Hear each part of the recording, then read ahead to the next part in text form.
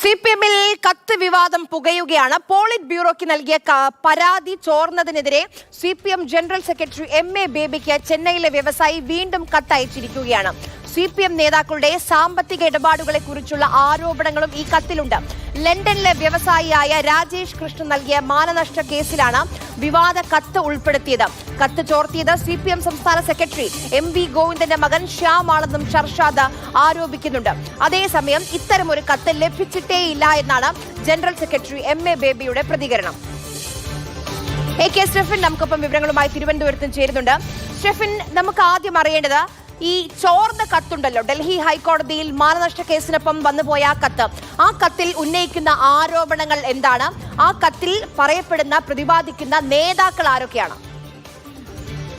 ആര്യ, അതിഗുരുതരമായ കാര്യങ്ങളാണ് ആദ്യം ഷർഷാദ് പോളിറ്റ് ബ്യൂറോയ്ക്ക് അയച്ച കത്തിൽ പറയുന്നത്. അതിൽ നേതാക്കളുടെ, മുൻ മന്ത്രിമാരുടെ, ഇപ്പോഴത്തെ മന്ത്രിമാരുടെ എല്ലാം സാമ്പത്തിക ക്രമക്കേടുകൾ അവരുൾപ്പെടെ നടത്തിയ കാര്യങ്ങൾ എല്ലാമാണ് ആ കത്തിലുള്ളത്. പ്രത്യേകിച്ചും പലതരത്തിലുള്ള കാര്യങ്ങൾ ആ കത്തിൽ പറയുന്നുണ്ട്.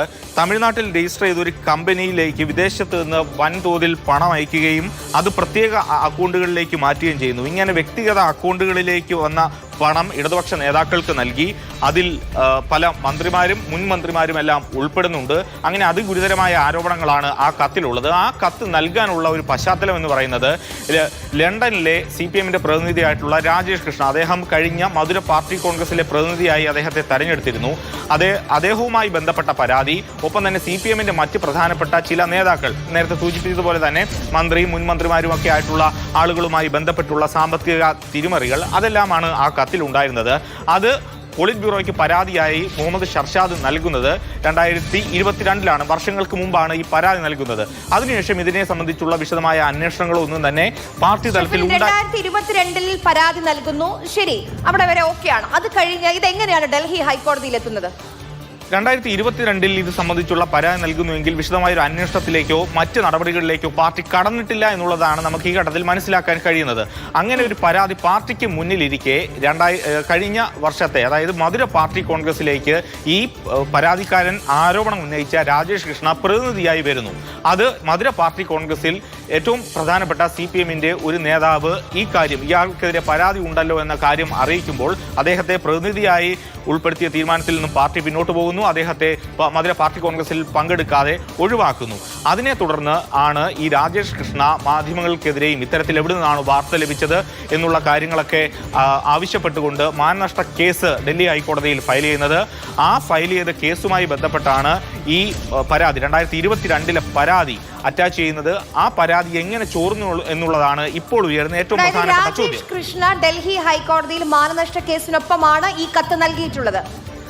അതെ, രാജേഷ് കൃഷ്ണ നൽകിയിരിക്കുന്ന പരാതിയിലാണ് ഈ കത്ത് ഉൾപ്പെട്ടിട്ടുള്ളത്. ആ കത്ത് എങ്ങനെ ചോർന്നു എന്നുള്ളതാണ് ഇപ്പോൾ. രാജേഷ് കൃഷ്ണയ്ക്ക് ഈ കത്ത് ആര് നൽകി എന്നുള്ളതാണ് നമുക്ക് ഇനി അറിയേണ്ടത്. സ്റ്റെഫിൻ, അതെ, തീർച്ചയായിട്ടും. അതിനും മുഹമ്മദ് ഷർഷാദ് കഴിഞ്ഞ ദിവസം 12-ാം തീയതി എം.എ. ബേബിക്ക്, സിപിഎമ്മിന്റെ ജനറൽ സെക്രട്ടറിക്ക് അയച്ച ഒരു പരാതി ഉണ്ട്. അതിൽ പറയുന്നത് സിപിഎമ്മിന്റെ സംസ്ഥാന സെക്രട്ടറി ആയിട്ടുള്ള എം.വി. ഗോവിന്ദന്റെ മകനാണ് ഈ കത്ത് ചോർത്തിയത് എന്നുള്ള അതിഗുരുതരമായിട്ടുള്ള ആരോപണമാണ് കഴിഞ്ഞ ദിവസം സിപിഎമ്മിന്റെ ജനറൽ സെക്രട്ടറിക്ക് അയച്ച കത്തിൽ പറയുന്നത്. ഇനി ഏതായാലും അത് സംബന്ധിച്ചുള്ള വിശദീകരണം പാർട്ടി നേതൃത്വത്തിൽ നിന്നും വരേണ്ടതുണ്ട്, എം.വി. ഗോവിന്ദനിൽ നിന്നും വരേണ്ടതുണ്ട്. ഏതായാലും ഫോണിൽ വിളിച്ച അല്ലെങ്കിൽ അദ്ദേഹത്തോടൊക്കെ പ്രതികരണം എം.വി. ഗോവിന്ദന്റെ മകനാണ് ഇത് ചോർത്തിയതെന്ന് പറഞ്ഞ് എം.വി. ഗോവിന്ദന് തന്നെയാണ് ഇപ്പോൾ പരാതി നൽകിയിട്ടുള്ളത്. അല്ല, എം.വി. ഗോവിന്ദന്റെ മകനാണ് ചോർത്തിയത് എന്ന് പറഞ്ഞ് സിപിഎമ്മിന്റെ ജനറൽ സെക്രട്ടറി ആയിട്ടുള്ള എം.എ. ബേബിക്കാണ് മുഹമ്മദ് ഷർഷാദ് ഇപ്പോൾ പരാതി നൽകിയിരിക്കുന്നത്. ഇനി ഏതായാലും അത് സംബന്ധിച്ചുള്ള വിശദീകരണം, ഔദ്യോഗികമായ കാര്യങ്ങൾ, നിലപാട് പാർട്ടി നേതൃത്വത്തിൽ നിന്ന് വരുമെന്നുള്ളത് തന്നെയാണ് പ്രതീക്ഷിക്കുന്നത്. ഏതായാലും അതിഗുരുതരമായ ആരോപണങ്ങൾ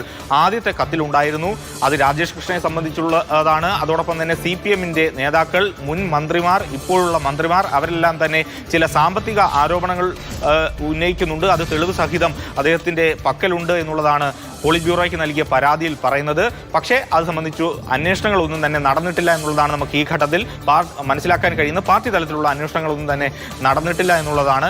ഇനി ഏതായാലും ഈ രേഖ ഇദ്ദേഹം പോളിറ്റ് ബ്യൂറോയ്ക്ക് നൽകിയ രേഖ എങ്ങനെ ഈ പരാതി അതായത് കുറ്റാരോപിതന് ലഭിച്ചു എന്നുള്ളതാണ് ഷർഷാദ് ഉന്നയിക്കുന്ന ഏറ്റവും പ്രധാനപ്പെട്ട ചോദ്യം. ഇനി ഏതായാലും അതിലാണ് വിശദീകരണം വരേണ്ടത്.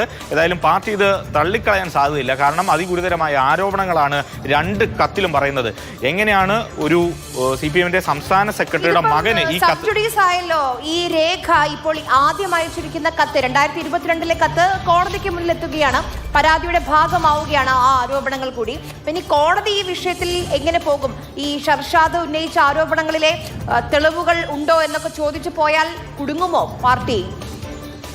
തീർച്ചയായിട്ടും ആര്യ, കാരണം പാർട്ടി ഇപ്പോൾ വലിയ ഒരു വെട്ടിലായിരിക്കുകയാണ്. കാരണം ഒരു ഭാഗത്ത് ഈ മാനനഷ്ട കേസുമായി ബന്ധപ്പെട്ട വിഷയത്തിൽ പാർട്ടി നേതൃത്വം വലിയ പ്രതിസന്ധിയിൽ നിൽക്കുന്നു. അതിൽ ഗുരുതരമായിട്ടുള്ള ആരോപണങ്ങളുണ്ട്. അതിൽ പറയുന്ന പ്രധാനപ്പെട്ട കാര്യം, ഈ തമിഴ്നാട്ടിൽ കമ്പനികൾ രജിസ്റ്റർ ചെയ്തു, വ്യവസായ വകുപ്പുമായി ബന്ധപ്പെട്ടുള്ള കാര്യങ്ങൾ, ആ കമ്പനിയിലേക്ക് വിദേശത്ത് നിന്ന് പണം വന്നു, അത് ഇടതുപക്ഷത്തെ നേതാക്കൾക്ക് നൽകി, കൺസൾട്ടൻസി, അതോടൊപ്പം തന്നെ മറ്റ് സേവനങ്ങൾ തുടങ്ങിയ പേരിലാണ് ഈ പണം വന്നിട്ടുള്ളത്. അങ്ങനെ അതിഗുരുതരമായിട്ടുള്ള ആരോപണങ്ങളാണ് ആ കത്തിൽ പറയുന്നത്. അത്രയധികം രഹസ്യങ്ങൾ ഉള്ള കത്താണ് ഇപ്പോൾ ചോർന്ന് ഇരിക്കുന്നത്. അത് സംബന്ധിച്ച് വിശദമായ അന്വേഷണം വേണം. ഇത് ചോർത്തിയത് ഇപ്പോൾ ഈ പരാതി കത്ത് ആദ്യം അയച്ചിരിക്കുന്ന ഇപ്പോൾ MA ബേബിക്ക് ഷർഷാദ്, വ്യവസായി ഷർഷാദ് ആരാണ്, എന്തുകൊണ്ടാണ് ഇതിൽ ഇപ്പം നമുക്കറിയാം ഇത്രയും കാര്യങ്ങളൊക്കെ എങ്ങനെ ഷർഷാദ് അറിഞ്ഞു? ഈ മുൻ മന്ത്രിമാരുടെയും ഇപ്പോഴുള്ള മന്ത്രിമാരുടെയും ഒക്കെ കാര്യങ്ങൾ ഷർഷാദ് എങ്ങനെ അറിഞ്ഞു? ഈ ഇടപാടുകൾ ഷർഷാദ് എങ്ങനെ അറിഞ്ഞു എന്നതിനെ പറ്റി എന്തെങ്കിലും ഐഡിയ ഉണ്ടോ? ഷർഷാദ് CPM-മായി ചേർന്ന് നിൽക്കുന്ന ഒരാളാണ്. ചെന്നൈയിലെ വ്യവസായിയാണ്. നേരത്തെ പാർട്ടി മെമ്പർ ആയിരുന്നു, ന്യൂമാഹിയിലാണ്. അപ്പോൾ അദ്ദേഹം പാർട്ടിക്ക് ഒരുപാട് സഹായങ്ങൾ ചെയ്യുന്ന, അല്ലെങ്കിൽ പാർട്ടിയുമായി വളരെയധികം ചേർന്ന് നിൽക്കുന്ന ഒരു വ്യക്തി കൂടിയാണ്. അദ്ദേഹത്തിന് ഒരു പക്ഷേ അറിയാവുന്ന കാര്യങ്ങളാണ്, അല്ലെങ്കിൽ അദ്ദേഹം അനുഭവിച്ചിട്ടുള്ള കാര്യങ്ങളാണ് ആ പരാതിയായി പാർട്ടി നേതൃത്വത്തിന് നൽകിയത്. ആ പരാതിയിലാണ് ഇത്രയധികം വിശദമായ കാര്യങ്ങൾ, മന്ത്രിമാർക്കെതിരെയുള്ള ആരോപണങ്ങൾ അടക്കം അദ്ദേഹം ആദ്യത്തെ കത്തിൽ വ്യക്തമാക്കുന്നത്. ആ കത്ത് എങ്ങനെ, രഹസ്യ സ്വഭാവമുള്ള ആ കത്ത് എങ്ങനെ ചോർന്നു, അതെങ്ങനെ CPM-ന്റെ സംസ്ഥാന സെക്രട്ടറിയുടെ മകന് ലഭിച്ചു എന്നുള്ളതാണ് ഏറ്റവും പ്രധാനപ്പെട്ട ഉയരുന്ന ചോദ്യം. ഏതായാലും നേരത്തെ നമ്മൾ ഫോണിലൊക്കെ നേതാക്കന്മാരുമായിട്ട് ബന്ധപ്പെടുമ്പോൾ അവരെല്ലാം തന്നെ MA ബേബിക്കാണ് അവസാനം പരാതി നൽകിയിട്ടുള്ളത് ഈ ഷ്യാമിന്റെ കാര്യം പറഞ്ഞുകൊണ്ട്. MA ബേബി പറയുന്ന അങ്ങനെ ഒരു പരാതിയെ കിട്ടിയിട്ടില്ല എന്ന്. അപ്പൊ പാർട്ടി തന്നെ അന്വേഷിച്ച് പാർട്ടി കോടതി തന്നെ തീരുമാനിച്ചൊന്നുമില്ല എന്ന നിലപാടെടുത്തോ സ്റ്റെഫിൻ? അങ്ങനെ തള്ളിക്കളയാൻ കഴിയുമോ എന്ന കാര്യം സംശയമാണ്. കാരണം ഇനി ഏതായാലും വിശദമായ ഒരു മറുപടി ലഭിക്കേണ്ടതുണ്ട്. കാരണം ഷർഷാദിൻ്റെ വിശദമായ പരാതികൾ അദ്ദേഹം MA ബേബിക്ക് അയച്ച മെയിൽ, CPM-ന്റെ ഔദ്യോഗിക മെയിലിലേക്ക് അയച്ച സന്ദേശം, അതെല്ലാമാണ് ഇപ്പോൾ പുറത്തു വന്നിരിക്കുന്നത്. അങ്ങനെ ഏതായാലും പാർട്ടി ഇത്രയധികം ആരോപണങ്ങൾ നേരിടുമ്പോൾ അങ്ങനെ ഒഴിവാക്കി കളയാവുന്ന കാര്യമാണ് എന്ന് തോന്നുന്നില്ല. അതുകൊണ്ട് തന്നെ ഔദ്യോഗികമായിട്ടുള്ള വിശദീകരണങ്ങൾ പാർട്ടിയുടെ നേതൃത്വത്തിൽ നിന്നും വരും. പാർട്ടിയിൽ നിന്ന് തന്നെ ഒരു പക്ഷേ ഇത്തരത്തിലുള്ള ആവശ്യങ്ങൾ ഉയർന്നു വരും എന്നുള്ളത് തന്നെയാണ് ഈ ഘട്ടത്തിൽ മനസ്സിലാക്കുന്നത്. ഇത്രയും ആളുകളുടെ ക്രമക്കേടുകൾ, സാമ്പത്തിക ഇടപാടുകൾ, അതിലൊക്കെ തട്ടിപ്പും വെട്ടിപ്പും ഉണ്ടായി എന്ന ബോധ്യമുണ്ട് ഷർഷാദിനെങ്കിൽ ഈ പാർട്ടിക്ക് തന്നെ ഈ മെയിൽ അയക്കുന്നതിന് പകരം സംസ്ഥാനത്ത് ആഭ്യന്തര വകുപ്പും പോലീസും വിജിലൻസും ഒക്കെ ഉണ്ടല്ലോ, ആ രീതിയിൽ എന്തുകൊണ്ടായിരിക്കും ഷർഷാദ് മുന്നോട്ട് പോവാഞ്ഞത്? പാർട്ടിയോടുള്ള താല്പര്യം കൊണ്ടായിരിക്കും? തീർച്ചയായിട്ടും അങ്ങനെ തന്നെയല്ലേ മനസ്സിലാക്കേണ്ടത്. കാരണം ഇതിൽ ഈ ആദ്യത്തെ കത്തിൽ പറയുന്നത് എല്ലാം ഈ പാർട്ടിയുമായി ബന്ധപ്പെട്ട കാര്യങ്ങളാണ്. ഈ രാജേഷ് കൃഷ്ണയെ പരിചയപ്പെടാൻ തന്നെ ഉള്ള കാരണം പാർട്ടിയുമായിട്ടുള്ള ബന്ധത്തിൻ്റെ പുറത്താണ്. അദ്ദേഹവുമായിട്ടുള്ള ബന്ധം അങ്ങനെയാണ് തുടങ്ങുന്നത്. അതുകൊണ്ട് തന്നെ പാർട്ടി തലത്തിൽ ഇവരെല്ലാം തന്നെ സജീവമായി നിൽക്കുന്നു. അതുകൊണ്ട് തന്നെ ആണ് പാർട്ടിക്ക് ആദ്യഘട്ടത്തിൽ പരാതി നൽകുന്നത്. ആ പരാതിയിൽ ഒരുപാട് കാര്യങ്ങൾ, പ്രത്യേകിച്ചും അദ്ദേഹത്തിൻ്റെ കുടുംബവുമായി ബന്ധപ്പെട്ടുള്ള കാര്യങ്ങളുണ്ട്. രാജേഷ് കൃഷ്ണയുമായി ബന്ധപ്പെട്ട് അദ്ദേഹം ഉന്നയിക്കുന്ന പല അലിഗേഷനുണ്ട്. അതെല്ലാം കൂടെ ചേർത്ത് ആണ് ആദ്യ പരാതി. അതിൽ വിശദമാക്കുന്നത് CPM-ൽ നടന്നിട്ടുള്ള ചില ഇടപാടുകൾ, സാമ്പത്തിക ഇടപാടുകളെല്ലാം തന്നെ അദ്ദേഹം വ്യക്തമാക്കുന്നു. അദ്ദേഹം ചെന്നൈയിലാണ്. നമുക്കറിയാം, നമ്മളിപ്പോൾ നിൽക്കുന്നത് ഒരു തെരഞ്ഞെടുപ്പ് വർഷത്തിന്റെ പടിവാതിൽക്കലാണ്. വളരെ കുറച്ച് സമയം മാത്രമേ തദ്ദേശ തെരഞ്ഞെടുപ്പിനുള്ളൂ. ഏത് നിമിഷം വേണമെങ്കിലും വിജ്ഞാപനം വരാം. അത് കഴിഞ്ഞത് 2026 തുടരും എന്ന് പറഞ്ഞു നിൽക്കുന്ന പാർട്ടിയും സർക്കാരുമാണ്. വലിയ രീതിയിൽ പ്രതിരോധത്തിലാവില്ലേ? നിലവിലെ മന്ത്രിസഭയിലെ മന്ത്രിമാരൊക്കെയാണ് ആരോപണ വിധേയരുടെ സ്ഥാനത്ത് നിൽക്കുന്നത്. തീർച്ചയായിട്ടും CPM വളരെയധികം പ്രതിരോധത്തിലാണ് എന്ന കാര്യത്തിൽ സംശയമില്ല. അതുകൊണ്ട് തന്നെ ഇനി ഏതായാലും എങ്ങനെ ഇതിനെ പ്രതിരോധിക്കും എന്നുള്ളതാണ് അറിയേണ്ടത്. നേരത്തെ MA ബേബി വ്യക്തമാക്കിയത് അദ്ദേഹത്തിന് ഇങ്ങനൊരു പരാതി ലഭിച്ചിട്ടില്ല എന്നുള്ള കാര്യമൊക്കെ പറയുന്നുണ്ടെങ്കിൽ പോലും അങ്ങനെ ഒഴിഞ്ഞു മാറി ഇനി പോകാൻ കഴിയുമോ എന്നുള്ളതുണ്ട്. കാരണം നേരത്തെ ആദ്യം സൂചിപ്പിച്ചതുപോലെ തന്നെ വരാനിരിക്കുന്നത് തദ്ദേശ തെരഞ്ഞെടുപ്പാണ്. അതിന് മാസങ്ങൾ മാത്രമേ ഉള്ളൂ. അടുത്ത വർഷം നിയമസഭാ തെരഞ്ഞെടുപ്പ് നടക്കാനുണ്ട്. ഒപ്പം തന്നെ CPM ഇപ്പോഴും കണക്കൂട്ടുന്നത്, അല്ലെങ്കിൽ LDF കണക്കൂട്ടുന്നത് ഒരു മൂന്നാം ഭരണത്തിലേക്കാണ്. അത്രയധികം നേട്ടങ്ങൾ ഈ രണ്ടാം പിണറായി സർക്കാരിൻ്റെയും ഒന്നാം പിണറായി സർക്കാരിൻ്റെയും ഭാഗമായി സംസ്ഥാനത്ത് ഉണ്ടായിട്ടുണ്ട് എന്ന് അവർ അവകാശപ്പെടുന്നു. വികസന നേട്ടങ്ങൾ പറഞ്ഞുകൊണ്ട് ഒരു തെരഞ്ഞെടുപ്പിലേക്ക് പോകുമ്പോൾ ഈ പാർട്ടിക്കകത്ത് ഉരുത്തിരിഞ്ഞു വരുന്ന ഇത്രയധികം പ്രശ്നങ്ങൾ, പ്രത്യേകിച്ചും സംസ്ഥാന സെക്രട്ടറി ആയിട്ടുള്ള MP ഗോവിന്ദനെതിരെ ഉയരുന്ന, അദ്ദേഹത്തിൻ്റെ മകനെതിരെ ഉയരുന്ന ഇത്രയും ആരോപണങ്ങളിൽ പാർട്ടിക്ക് മറുപടി പറയാതെ മുന്നോട്ട് പോകാൻ കഴിയില്ല. അതുകൊണ്ട് തന്നെ എന്ത് വിശദീകരണം ദേശീയ നേതൃത്വത്തിൻ്റെ ഭാഗത്തു നിന്ന് വരും, എന്ത് നടപടികൾ വരും, ഇനി എന്തെങ്കിലും തുടർന്നുള്ള അന്വേഷണം വരുമോ എന്നെല്ലാം ഇനി വരുന്ന മണിക്കൂറുകളിൽ അല്ലെങ്കിൽ വരുന്ന ദിവസങ്ങളിൽ നമുക്ക് മനസ്സിലാക്കാൻ കഴിയും. ഏതായാലും പാർട്ടി ഇതിനെ ഒഴിവാക്കി അങ്ങ് വിടും. തിരുവനന്തപുരത്ത് നിന്ന് വിശദമായ വിവരങ്ങൾ നമുക്ക് ലഭ്യമാക്കിയത്.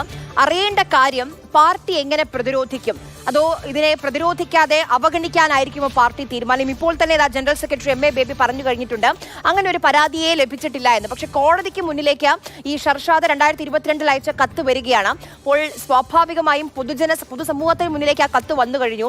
ആ ആരോപണ സ്ഥലത്ത് നിൽക്കുന്നത് മുൻ മന്ത്രിമാരാണ്, നിലവിലുള്ള മന്ത്രിമാരാണ്, മുൻ MLA-മാരാണ്, ഇപ്പോഴുള്ള MLA-മാരാണ്. പാർട്ടി എന്തായാലും പെട്ടിട്ടുണ്ട്. ഇനി എങ്ങനെ ഇതിൽ നിന്ന് ഊരും എന്നുള്ളതാണ് അറിയേണ്ടത്.